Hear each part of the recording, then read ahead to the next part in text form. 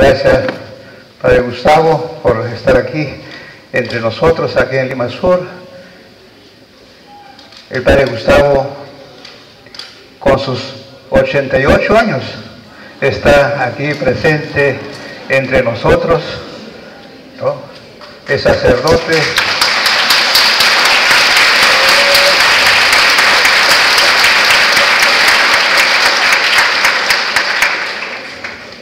Sacerdote dominico, estudió pues en Europa, ¿no? Y bueno, su currículum, ya creo que van a internet, va a ver su currículum, tiene más de 30 doctorados, ¿no?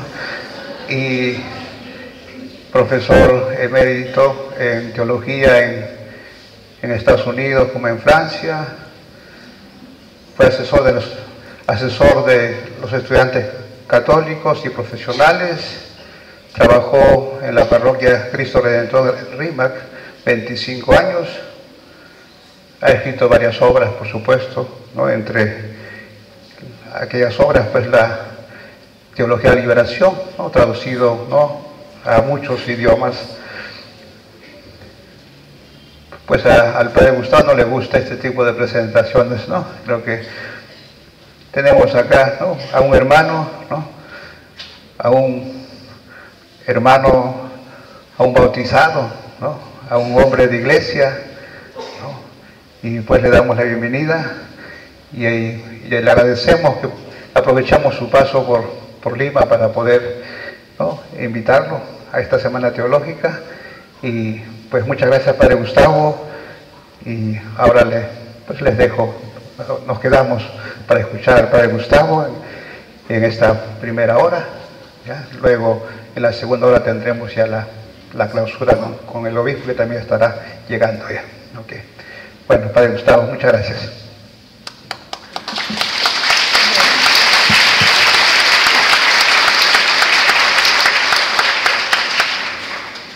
Bueno, más bien gracias a ustedes que me han invitado a compartir algunas reflexiones y compartir la alegría de ser cristianos y de tener un Papa como Francisco.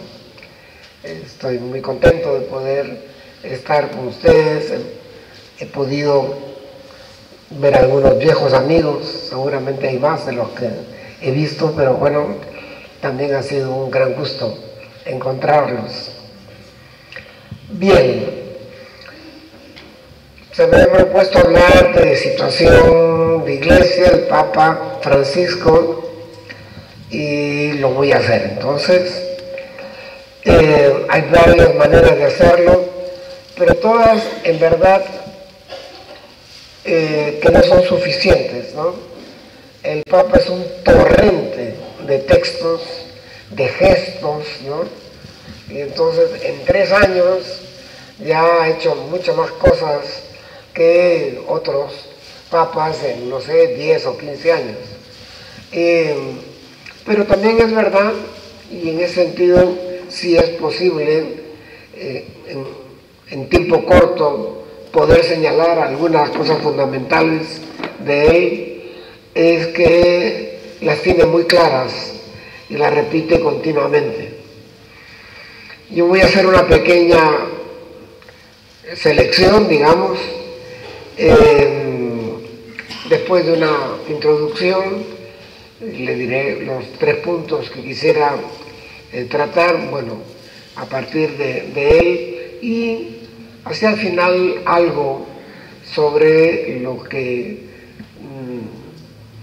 debe provocar este testimonio de Francisco entre nosotros.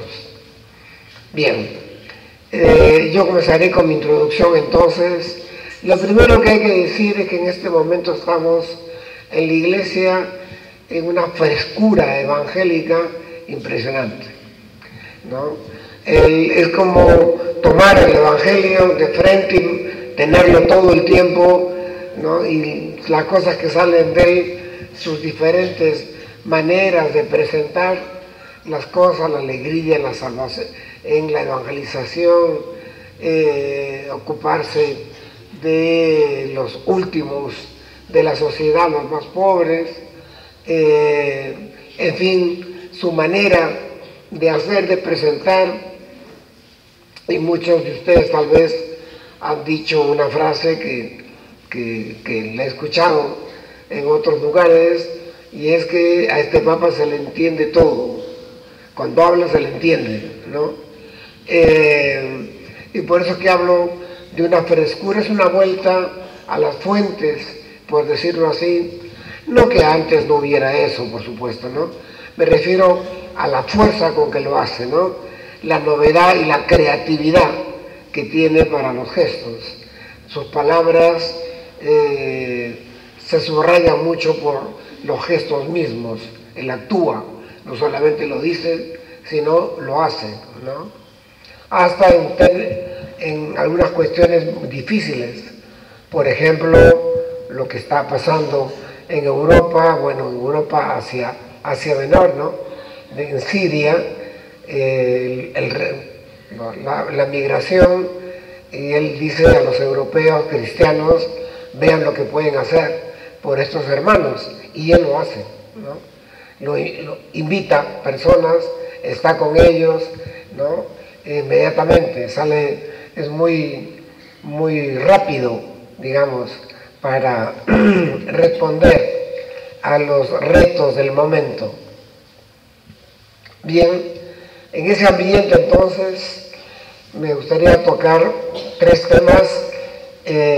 Uno, algunos puntos sobre lo que entiende o nos pide a nosotros en cuanto a la evangelización, o sea, en cuanto a la comunicación del mensaje de Jesús. De cuando en cuando leeré algún texto, pero muchos así simplemente aludiré por la cantidad que tienen también, y porque hay textos que ustedes seguramente tienen, los han escuchado repetidamente, y en primer lugar él ve, ya sé que esto no es nuevo, pero lo hace con tanta fuerza, ¿no? Él ve en la Iglesia una institución que tiene que estar al servicio de la humanidad. Eso se dijo en el concilio, ¿no? Se hablaba mucho del servicio. La Iglesia, ¿qué es lo que debe hacer? Su principal servicio es anunciar el Evangelio. Pero anunciar el Evangelio quiere decir hacerlo vida, hacerlo carne, ¿no? No solamente decir, pues, qué hermoso es el Evangelio, ¿no? Claro, estamos todos de acuerdo, pero cómo penetra nuestras vidas, ¿no? Y entonces, y además, esa tarea como la única tarea de la Iglesia, ¿no? Este servicio que cubre, por supuesto, muchas cosas, ¿no? Pero algo capital. Hay un texto notable de Pablo VI, ¿no? Cuando era papa, y tempranamente lo sacó, y ese texto comienza diciendo, la Iglesia existe para evangelizar. Es decir, si no se trata de evangelizar, no existiría, no estamos, claro, ustedes saben todo eso, pero yo les digo una cosa como esta, ¿no? Si la Iglesia no evangeliza, no existe, ¿no? Porque la misión es su identidad, la misión, o sea, el recordarnos el reino, que es la palabra, el término que resume el Evangelio de Jesús, ¿no? El reino. Busquen el reino y su justicia, y todo lo demás se les dará por añadidura, ¿no? Entonces, la Iglesia, si no evangeliza, dejó de existir. Bueno, claro, es fuerte estas palabras, ¿no?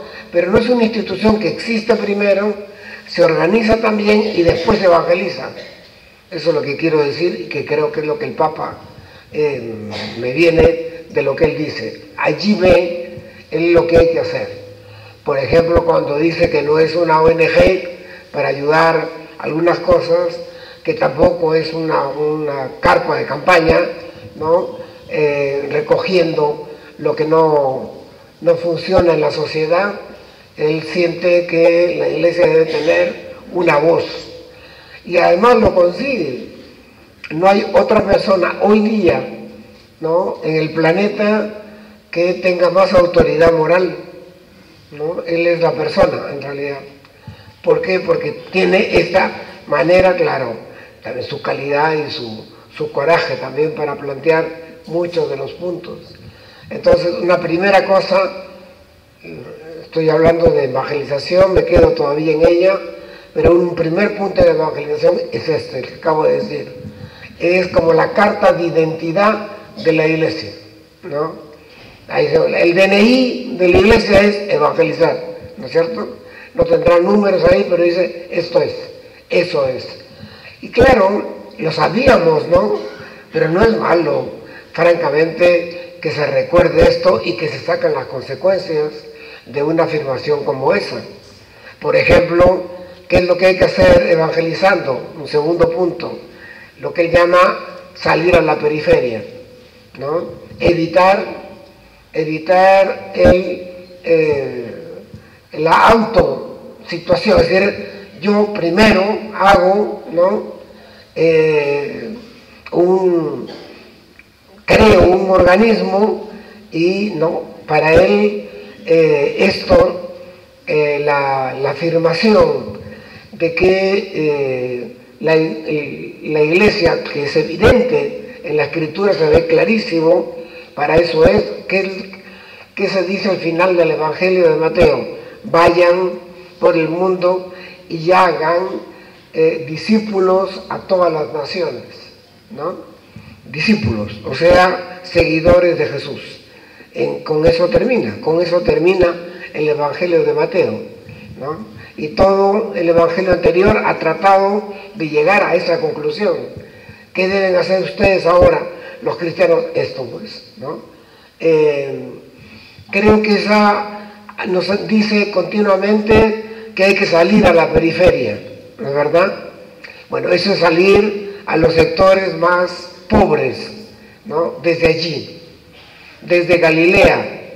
Galilea era la tierra en el país de Jesús que era en cierto modo despreciada por la otra provincia que era la de Judea, ¿no?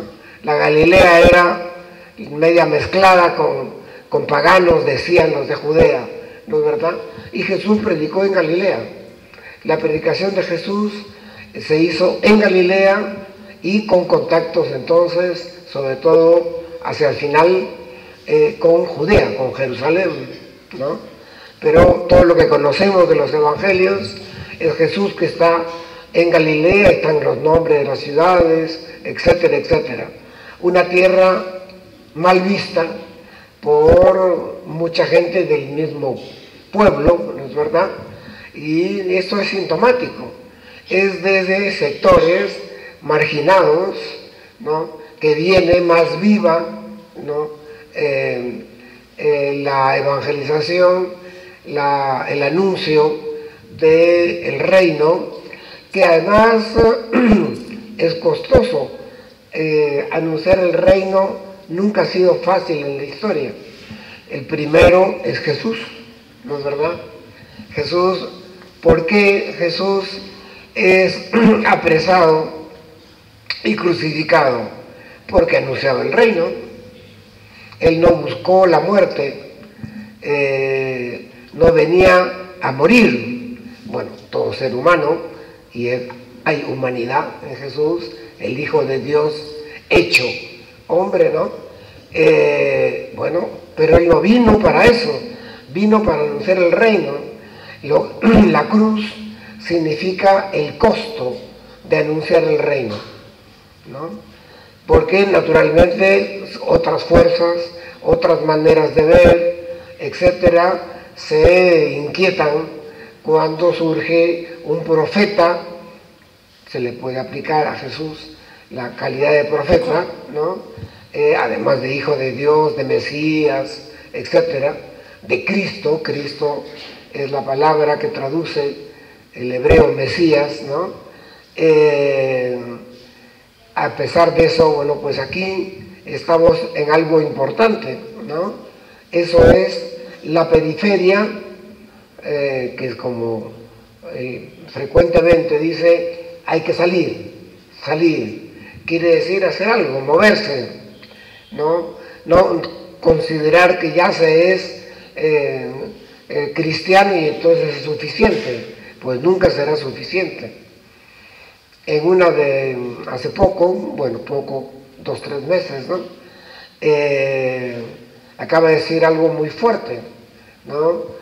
Dice como desde el comienzo, como oponiéndose de alguna manera a eso, los que dicen yo soy católico y yo soy devoto de tal santo y yo voy a misa constantemente, y no dice si se está ocupando del prójimo. El que dice eso no es cristiano, entonces, ¿no?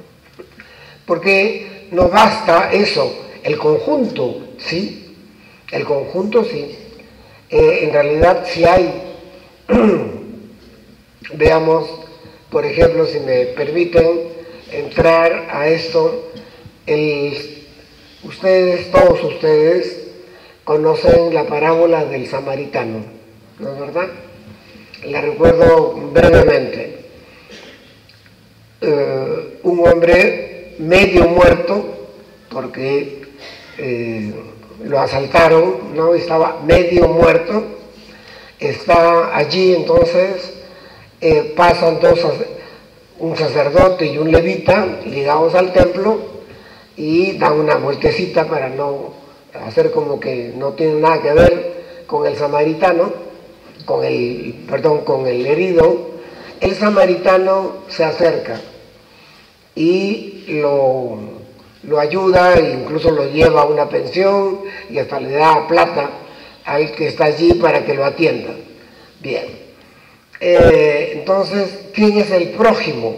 ¿No? Porque eso comienza, la parábola es una respuesta a la pregunta, ¿quién es mi prójimo? ¿Y Jesús qué hace? Una vez contada la parábola, le dice al doctor de la ley, porque es una persona culta, ¿no? Un judío en su religión, con el que ha estado dialogando, le dice, ¿quién de estos tres fue el prójimo del herido? Ustedes ven, la pregunta que le hacen a Jesús es, ¿quién es mi prójimo? Y él cuenta la parábola, ¿no? Y dice, ¿y quién de estos tres? Y claro, el doctor de la ley, que no era nada tonto, ¿no es verdad? Dice, pues, el samaritano. Y Jesús le dice, muy bien, has respondido muy bien, y viene, haz esto tú también, por supuesto, pero lo importante es esto, más si soy claro sobre el asunto. Nosotros, estrictamente hablando, no tenemos prójimos, los hacemos. Si no los hacemos, no son nuestros prójimos. Voy a tratar de explicarme. El prójimo no es el vecino, que apenas conozco, que no hablo mucho con él, que parece una buena persona, pero no me importa tampoco, ¿no? Ese no es el prójimo. El prójimo es la proximidad. El samaritano, cuando atiende al herido medio muerto, se hace próximo, prójimo, cerca de él, y lo convierte en prójimo también, ¿no? Porque la proximidad es doble, es mutua. Si yo me acerco a alguien, decir que hacemos prójimos es una manera de hablar, ¿no? Pero clara, porque en verdad requiere el aproximarse. Si yo no me aproximo al otro, si no me importan los otros, pues no son mis prójimos. Por mucho que yo conozca cantidad de cosas de ellos, ¿no? Pero si no me importan, no son mis prójimos. Los prójimos se hacen porque es una cosa dinámica, me acerco.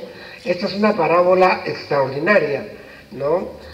No se trata únicamente de que ayuda, ¿no? Entonces, claro que es buena gente, sí, pero está hablando por qué el samaritano ayuda al herido que está medio herido, medio muerto. ¿Por qué?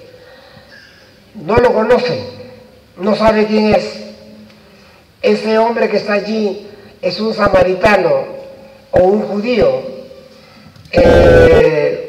un compatriota de él, un samaritano. La vía, el camino en el que está, que se dice dónde es, ¿no? Donde están caminando, ahí están caminando judíos y samaritanos.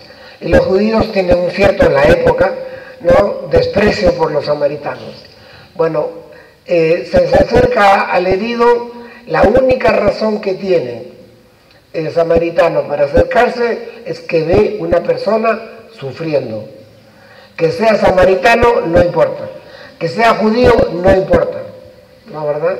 No lo conoce, no se acerca a ayudar porque sabe que es una persona buena, no, tampoco, ¿no? Esa es la gratuidad, y la gratuidad en el sentido más no superficial de la palabra, ¿no? Es la gratuidad del amor de Dios. Dios nos ama porque somos nosotros, porque somos sus hijas e hijos, por eso nos ama, ¿no es verdad? Y nos perdona y pide otro comportamiento, todo eso. Pues bien, yo creo que salir a veces no es irnos de nuestro mundo de comunidad, sino el salir acá es una manera de cumplir el anuncio del reino, ¿no? De que me importe. Yo acabo de decir que me importa lo demás, pues ya claro, no, pero el asunto, por ejemplo, en el mundo político, ¿no? Veamos el samaritano frente a una situación. ¿Qué cosa es la política? Es construir la ciudad, la polis, construir el país. La gente, hacer política es eso, claro. Sabemos también todos los defectos y cuestiones terribles que tienen al mismo tiempo, pero eso son los que encargamos, ¿no? En lo que llamamos elecciones, encargamos que se ocupen del país. Y por supuesto les pedimos y nos quejamos también cuando no lo hacen. Bueno, no me parece, por ejemplo, que una persona pueda decir, no me interesa eso, ¿no? Bueno, sí te va a interesar, y a veces no nos da ganas de interesarnos. La gente puede cansarse de eso y dice, caray, ¿no? Uno más.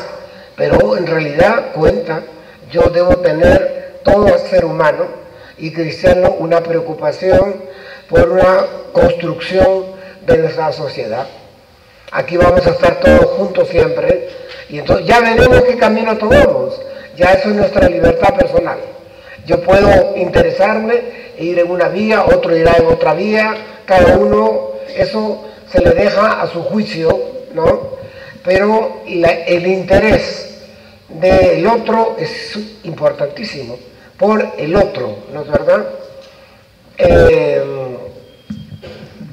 Quiero ir para reforzar un poco esto, a unas frases de una encíclica de Benedicto XVI, que se llama Caritas Est, ¿no? Su primera encíclica.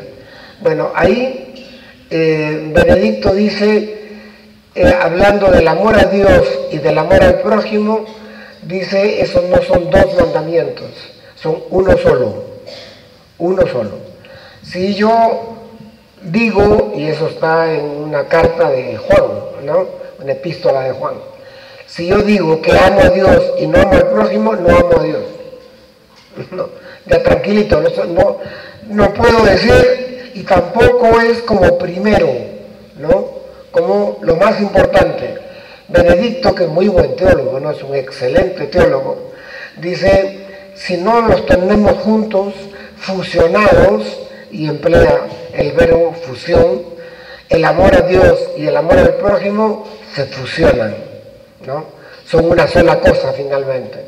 No se puede dar una cosa de esas y no la otra, ¿no? Bueno, eso es lo que intento decir. Una dimensión de la vida cristiana, hay otras dimensiones, ¿no? La dimensión orante, ¿no? Etcétera, etcétera. Pero una dimensión de la vida cristiana es la justicia. Yo cité el texto de Mateo, ¿no? Busquen el reino de Dios y su justicia. El reino y su justicia. Bueno, y eso es fundamental. Las maneras de hacer eso son tan distintas. Unos tendrán más capacidad, más tiempo también, otros no podrán hacerlo bien, otros, en fin, de todo habrá, ¿no? El asunto es que no puedo decir, no me importa esto, ¿no? Eso no. La salida, así, de alguna manera, a la periferia es un preocuparnos por los demás. ¿He dicho algo nuevo? No, siempre lo han sabido, ¿no es cierto? El amor al prójimo es fundamental, pero no estamos en que el amor a Dios, y eso espero que poderlo expresar bien, gracias a ese texto que está en el número 18 de Caritas Est. Lo pueden ver ahí. Y también está en el 15, creo. Pero recuerdo en este momento el número de la encíclica 18. Dice, eso es un solo mandamiento, ¿no? Bien, es muy interesante, porque a veces tenemos la tendencia de decir, bueno, yo amo a Dios y bueno, en fin, ¿no? Lo demás también un poquito. No. Si es poquito, no amo mucho a Dios. Hay un gran teólogo además que tiene una frase que dice, la medida del amor a Dios la da nuestro amor por el prójimo, ¿no? Cuanto más amamos al prójimo, más amamos a Dios, ¿no? Acuérdense, Mateo 25, si le diste de comer a un pobre, a mí me lo diste, ¿no? Jesús se identifica con el pobre, por eso se habla en los textos de las conferencias episcopales de América Latina, ¿no? Se habla de los rostros de Cristo, y esos rostros de Cristo son, ¿no?, los rostros de gente muy marginada, ¿no?, sufriente, etcétera. Eso creo que no hay que olvidarlo y el Papa lo tiene muy fuertemente. Pero además, cuando nos habla, sería un cuarto punto dentro de evangelización. Cuando habla de evangelizar, tiene una afirmación extraordinaria, ¿no es verdad? ¿Qué cosa es evangelizar? Pues alegrarse, ¿no? El primer texto grande que sacó de cuando lo hicieron Papa es ese exactamente, ¿no? La alegría de la evangelización. O sea, cuando yo evangelizo no tengo un deber que está contra mí, no, es ahí hacerlo alegremente, ¿no? La alegría. ¿Y por qué la alegría? Bueno, porque cuando uno hace algo como eso, pues uno debe darse cuenta, a veces en nuestra evangelización no tenemos un buen resultado, ¿no? Hemos hecho algo y bueno, la gente no nos entendió mucho, bueno, ¿qué le vamos a hacer? Pero no se puede perder la alegría. La alegría es una cuestión de la razón mayor de la alegría es que Dios nos ama, ¿no? Y eso podemos estar en circunstancias difíciles, pero nuestra convicción cristiana es que Dios nos ama. Y eso da una nota, de todas maneras, de alegría en nuestras vidas, ¿no es cierto? Ahora, ¿qué hacen las personas cuando están muy contentas, ¿no? Pues comunican a los demás. El que a solas se ríe de sus pecados, ¿se acuerdan? ¿No? Eso ya, solito no hacen nada. Pero la alegría dice, oye, fíjate lo que me acaba de pasar, ven a la casa, ¿no?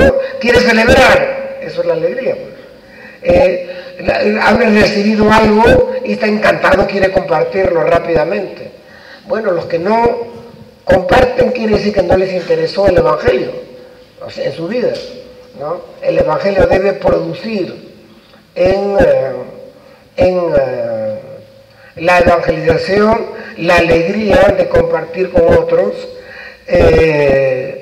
el considerarnos hijos, hijas de Dios, ¿no? Padre nuestro, madre nuestra también. Eso es Dios y es motivo de alegría. Y recordar eso, una vez más, es otra vez una cuestión importante, ¿no? Porque le da todo un sentido. Y también él no ha inventado que la evangelización debe ser alegre. Ese es un tema de la iglesia hace 2000 años. Lo que tiene este buen Señor es que nos está resucitando cantidad de cosas, ¿no? Que la gente está como olvidando, pasa el tiempo, nos peleamos un poco, en fin, y estamos perdiendo esto que llamé al inicio, una cierta frescura, ¿no? Esta frescura evangélica, o sea, frescura quiere decir naciente otra vez, claro, ¿no? Y lo hace muy bien, pues, en realidad cuando lo indica, lo hace excelentemente bien. Creo que con esto quiero terminar el punto terminar porque pienso tocar otros dos puntos, uno podría seguir sobre el tema, pero la cuestión de evangelización es un papa que nos llama, y una evangelización que es hecha, por supuesto, dentro de la iglesia, pero que incluso va mucho más allá también, ¿no? Y eso, simplemente las reuniones de gente, ¿no? Es una pequeña muestra, hay otras mejores muestras de eso, pero esta vez tiene una entrada fenomenal en gente que no es cristiana, ¿no? Porque le está haciendo ver el valor humano, ¿no? A los que no son cristianos, digamos, el valor humano del mensaje cristiano, que es profundamente humano. Lo del samaritano es así, ayuda a alguien que no conoce, no lo ha visto nunca, ¿no? Y sin embargo lo pone en su caballo y va y deja plata y todo lo demás. ¿Por qué? Porque lo ve que está muriendo.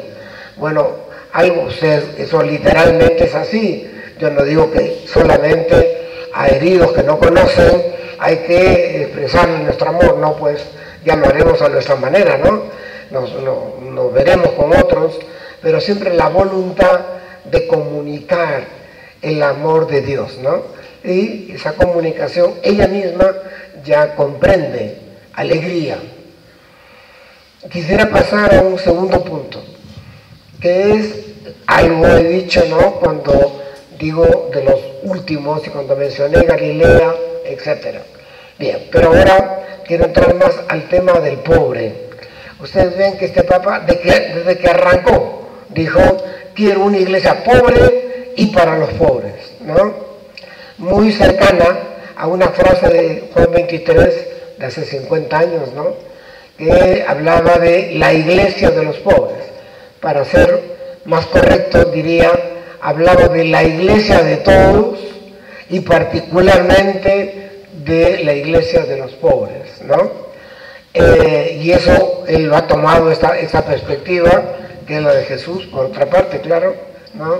Pero este tema del pobre lo tiene muy fuertemente puesto, y en América Latina lo pusimos en las conferencias episcopales, lo tenemos en las conferencias episcopales, ¿no?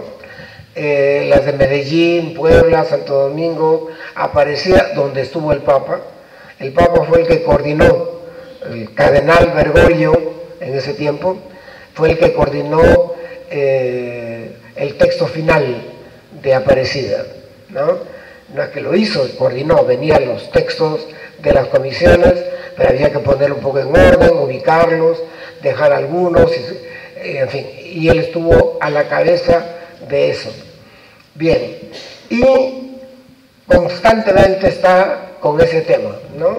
Esa salida que muy al inicio de su pontificado hizo de Roma y que se fue a una isla, ¿no es verdad?, de donde vienen los africanos que caen ahí, está más cerca de África, ¿no? Y fue a mostrar que como cristianos tenemos que preocuparnos de esa gente que muere en el Mediterráneo, además, porque es engañada, porque quienes tienen barcos sin valor y que se hunden y todo lo demás, Y rápidamente salió él y tiene pues esta expresión que digo. ¿De qué se trata? Quisiera entrar en el tema del pobre y la pobreza. Es una infeliz realidad humana, pero eso existe. A ver, la pobreza, estamos hablando aquí de la pobreza real. Es posible que ustedes oigan la expresión pobreza material. Bueno, es eso. Yo no digo material porque la palabra material no existe en la Biblia, ¿no? La de real sí, pero es eso. O sea, los bienes, ¿no?, materiales que necesitamos para poder vivir. No voy a pelear palabras acá, pero es pobreza, esta pobreza real o material a la que se está refiriendo, ¿no? Es la que viven los pobres. Y eso está claramente en los evangelios, ¿no? El tema del pobre y el cambio también que debe operarse.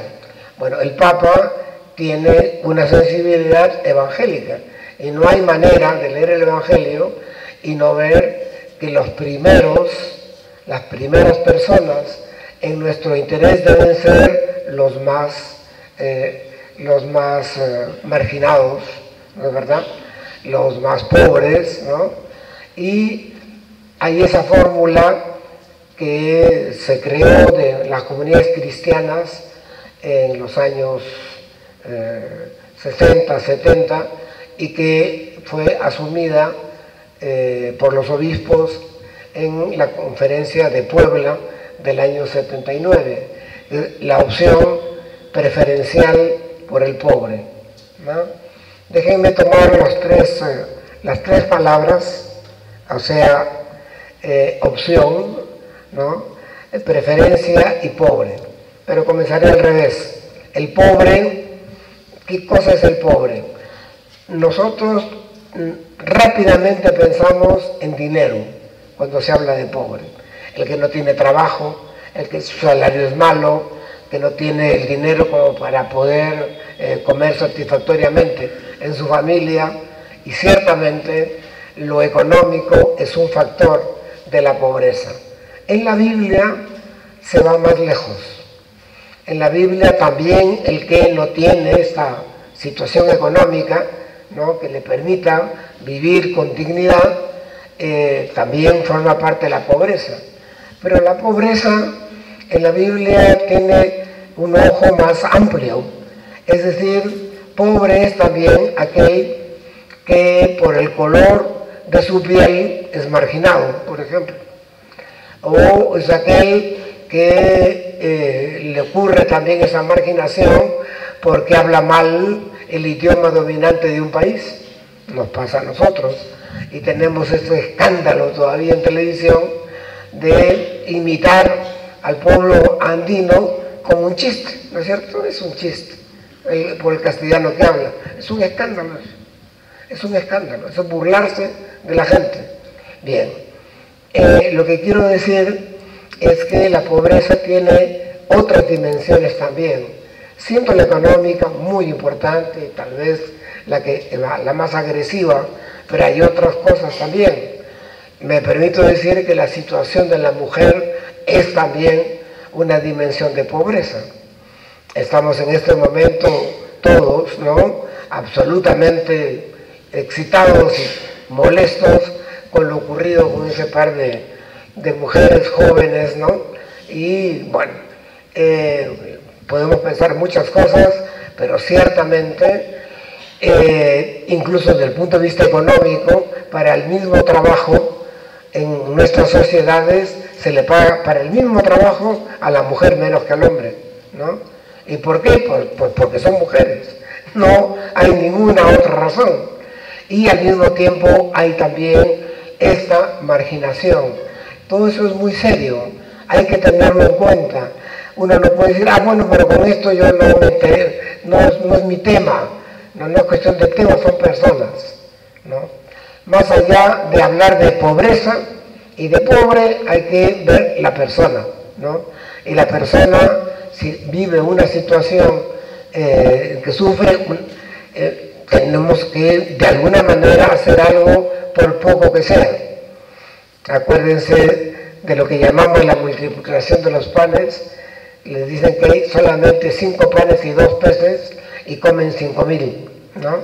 Algo así como que de lo poco, no es razón para no hacer algo, le dicen a Jesús cuando él dice, denles de comer. Entonces le dicen, pero si no hay plata, tenemos 200 denarios, ¿no? Y no alcanza. Y él dice, bueno, que se sienten, ¿no?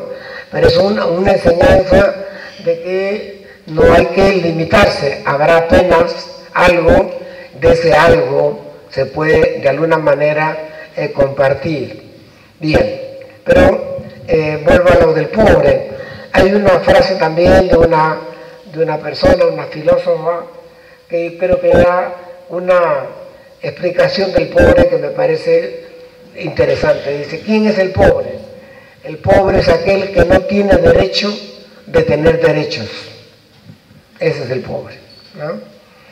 Que no tiene derechos a la salud, a una buena educación, etc.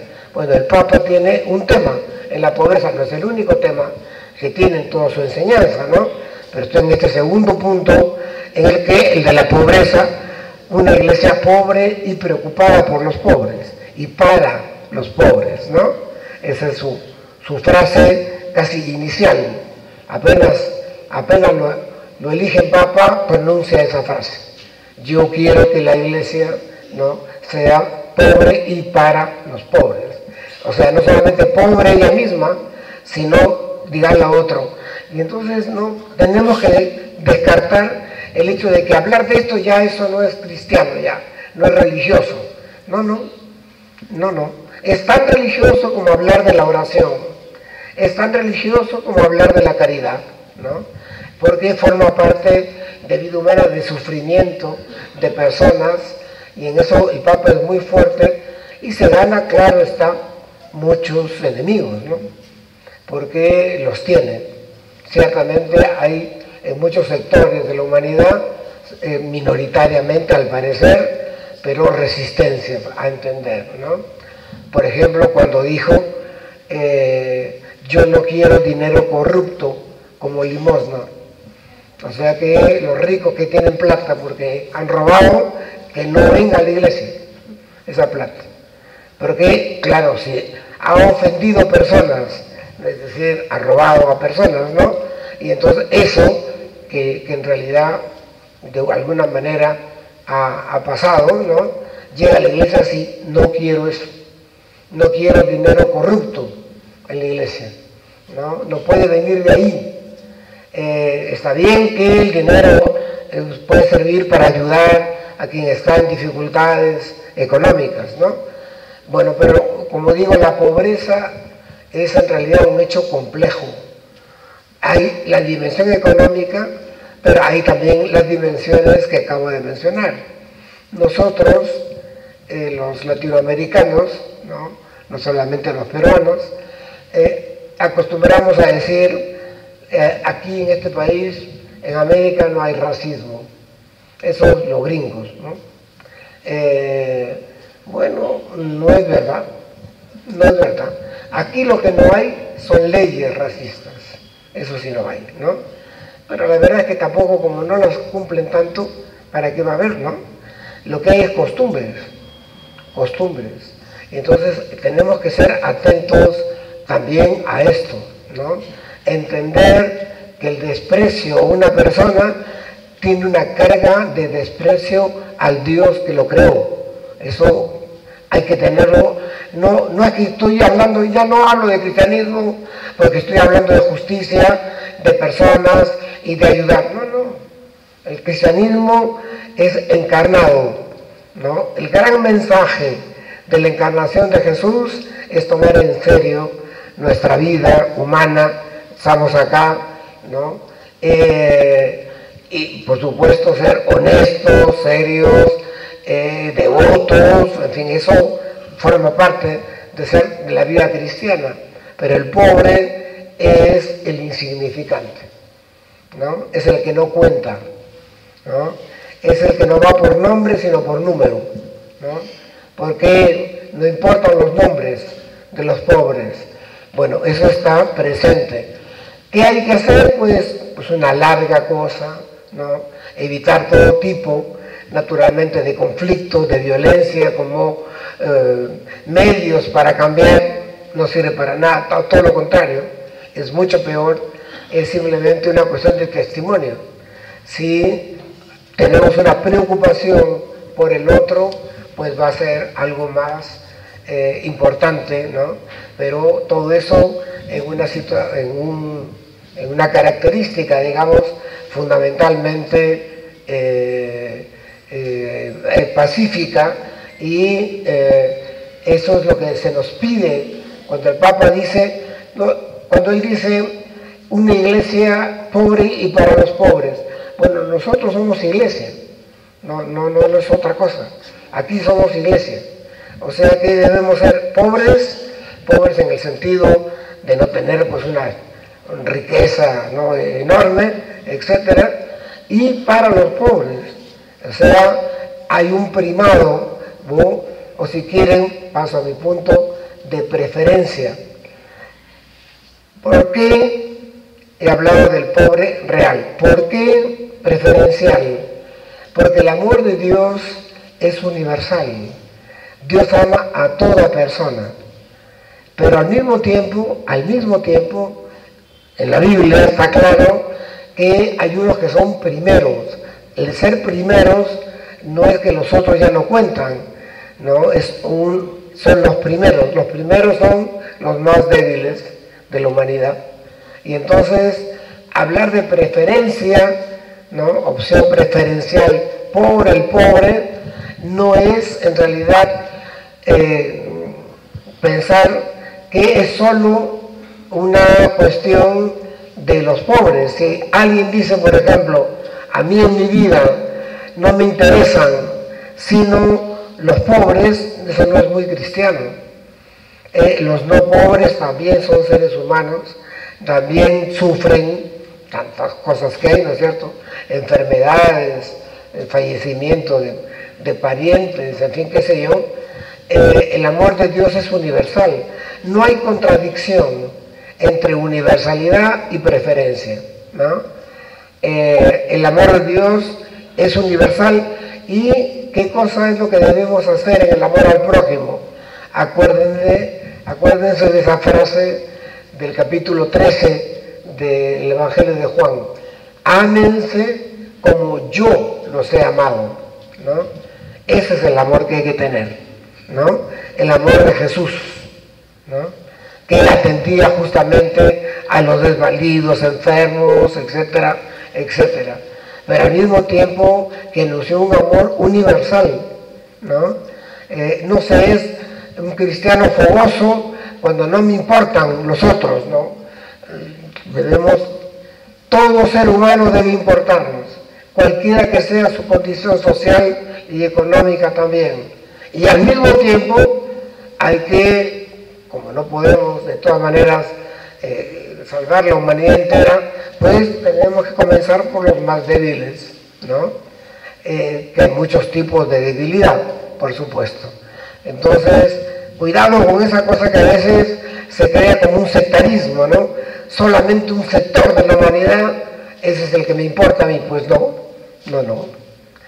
Los otros también pueden ser personas con las que no estoy de acuerdo con su comportamiento, pero son seres humanos. Eso jamás hay que perder esa noción y tratar pues de ayudar también de muchas maneras, no solamente con cosas materiales o reales, ¿no?, que también algunos lo necesitan, pero necesitan mucha amistad. En Aparecida hay un número que dice: no hay compromiso con el pobre si no hay amistad con él, ¿no? Ahora, la amistad, ¿qué cosa quiere decir la amistad? Señala cierta igualdad, ¿no? Cuando Jesús dice en el Evangelio de Juan: ya no les digo siervos, sino amigos, ¿no?, porque les he contado todo lo que mi Padre me ha dicho a mí, he compartido el mensaje. Bueno, amigos es una cuestión de igualdad. No estamos hablando de una igualdad metafísica, ¿no? Jesús, Hijo de Dios, ser humano, es el misterio de la encarnación, pero el decir los he llamado amigos es que eso es lo que hay que ser. Frente a la otra persona hay que ser amiga, no porque estoy en desacuerdo con su posición social o con su manera de actuar, puedo o debo ser violento con él. Eso no es cristiano, eso no es cristiano. Pero hay que mantener esta doble dimensión, la universal y la preferente.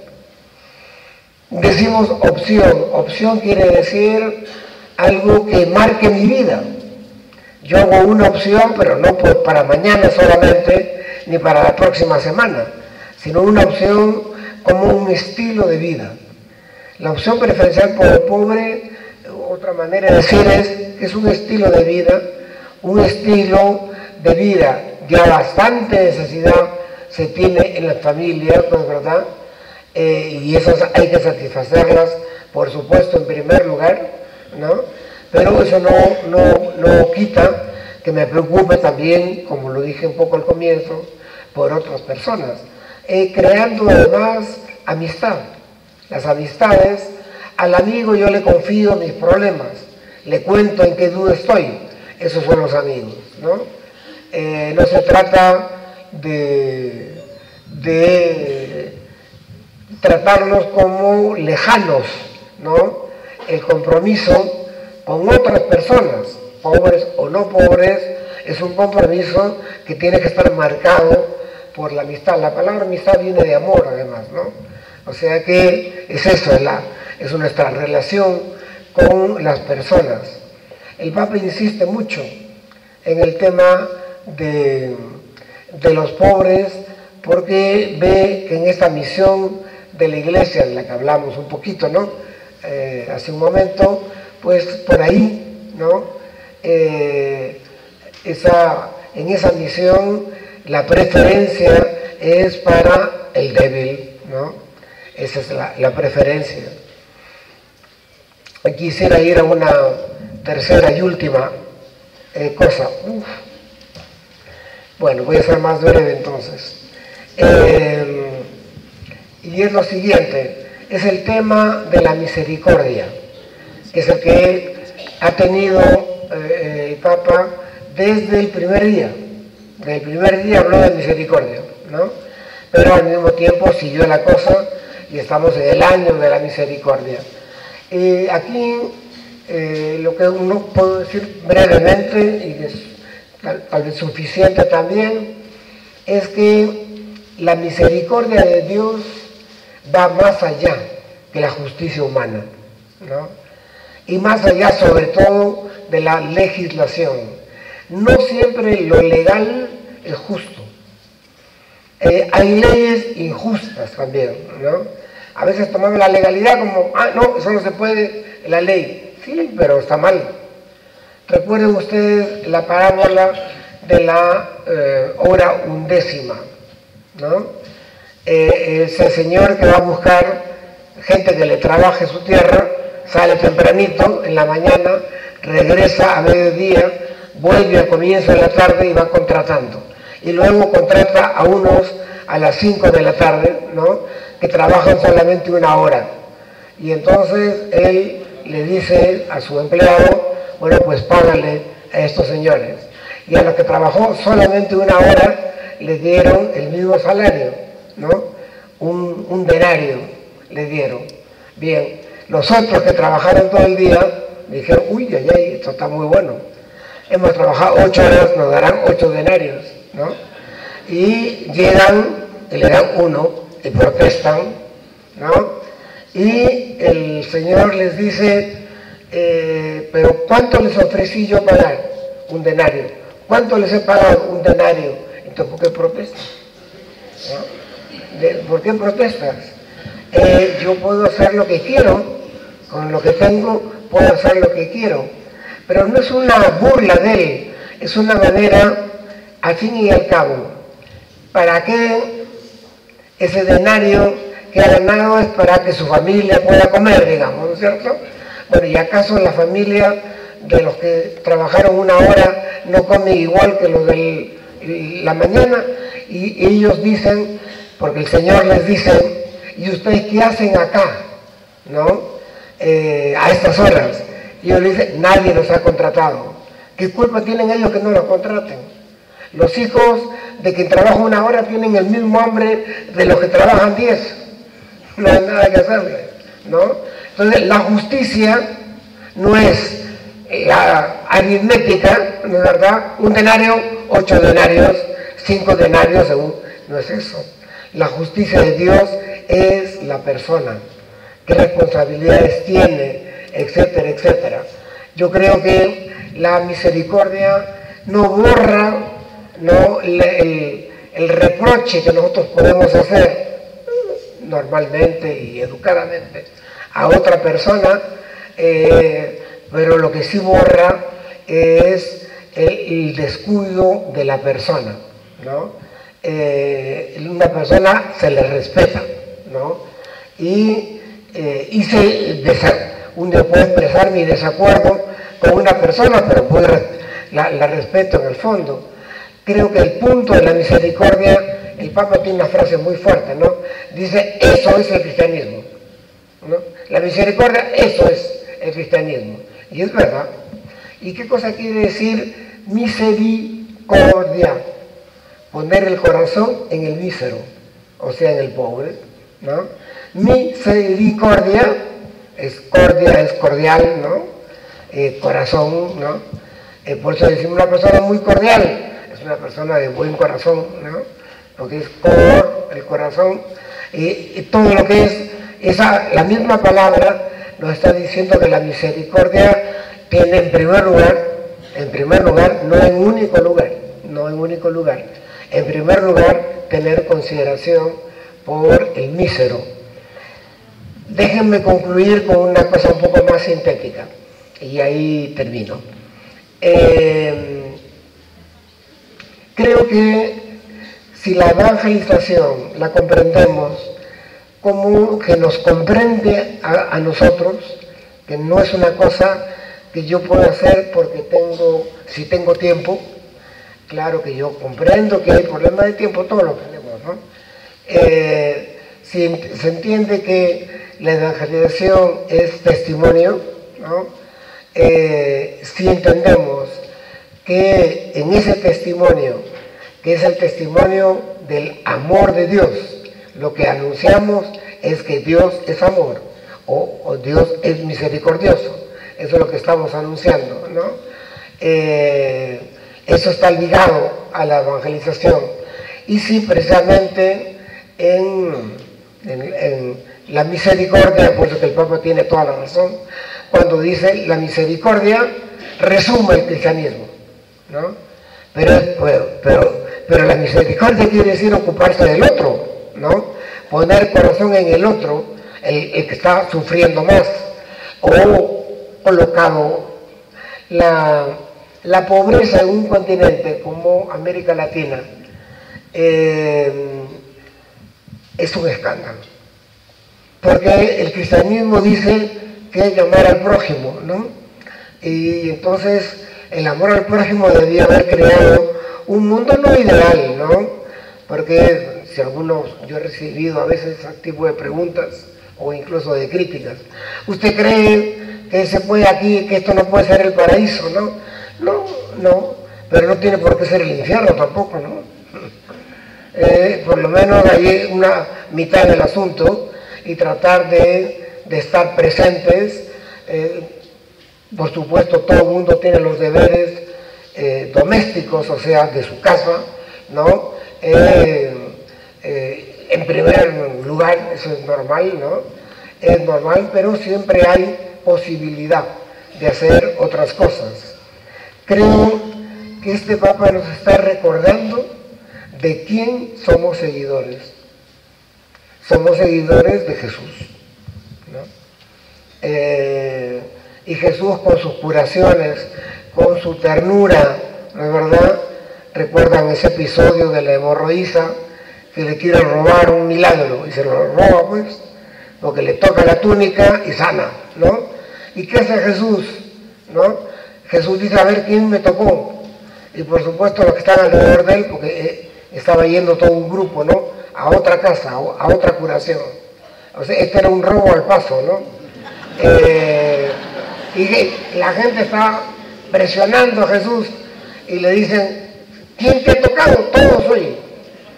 Todos estamos empujando, o sea, todos hemos tocado. Y, sin embargo, él insiste, no, ¿quién me ha tocado?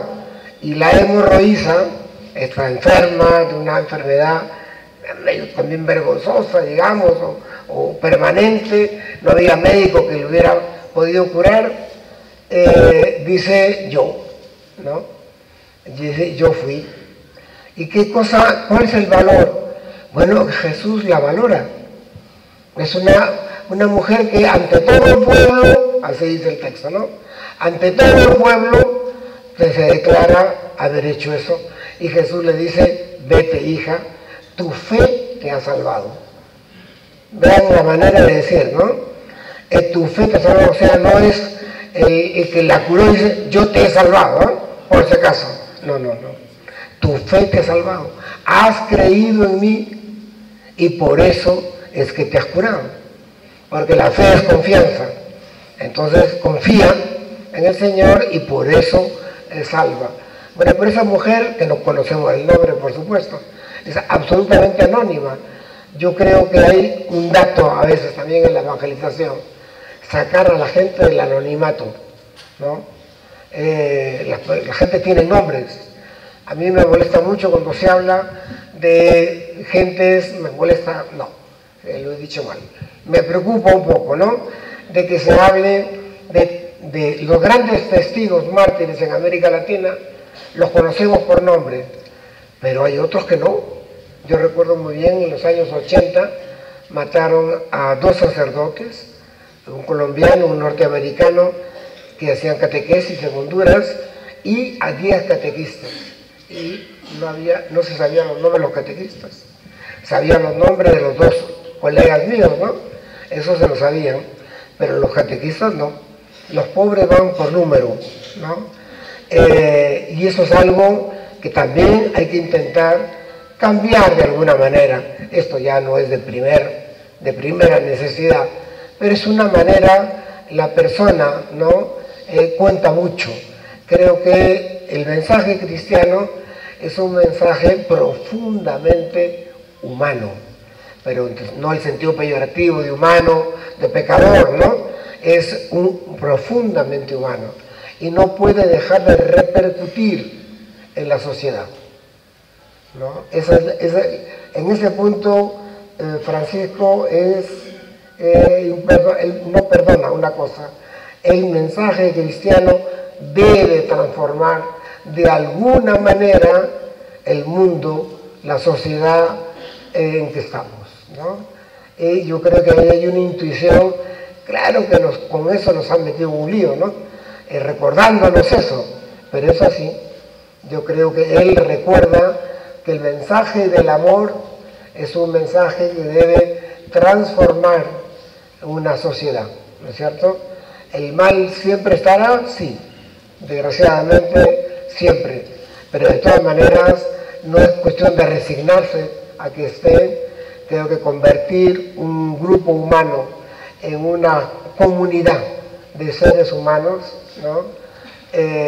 Yo creo que es tarea de una evangelización que tiene en cuenta la misericordia, que tiene en cuenta partir de los últimos y anunciar finalmente al Dios del reino, que es el anuncio de Jesús. Jesús no se anuncia nunca él mismo. Jesús en los 4 evangelios anuncia al reino, siempre, ¿no? Ha venido para anunciar el reino. ¿Por qué no hacer que ese reino mueva nuestro mundo, nuestra sociedad, nuestro barrio, ¿no? Yo creo que esa es un poco la preocupación, el interés y la razón, porque creo que la tiene plenamente del testimonio de nuestro Papa Francisco. Gracias.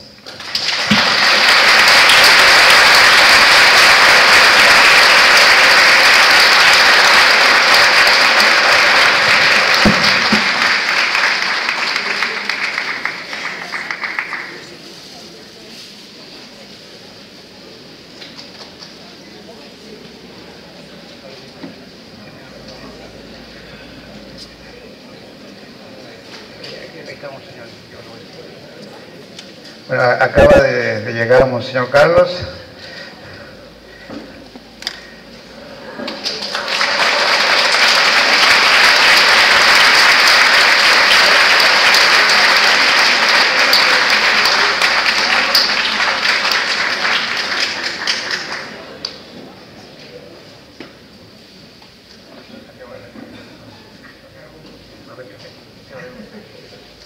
Yo agradezco mucho todo esto que he escuchado. Y todos tenemos que descubrir que la misericordia tiene un camino. Dios quiere que ese camino no lo dejemos, que es el otro, el prójimo, con toda su palabra y toda su realidad. Por eso, qué importante era que esta charla final, en esta semana teológica, que yo le llamo Semana del Espíritu Santo, porque nos ha llevado por todas partes, hasta hacernos sentirnos inútiles. ¿Se acuerdan? Cuando querían tirar la esponja y el padre Marcos pasaba la máquina, pasaba, como que la nube, nos hablaban de cosas raras, ¿no? Que la máquina, la computadora y todo, hoy se concretiza en lo que acaban de escuchar. Una misericordia que no nos mueve, un cristianismo que no nos mueve al otro, le está faltando algo importante. Es lo que yo sintetizo. ¿Es así o no?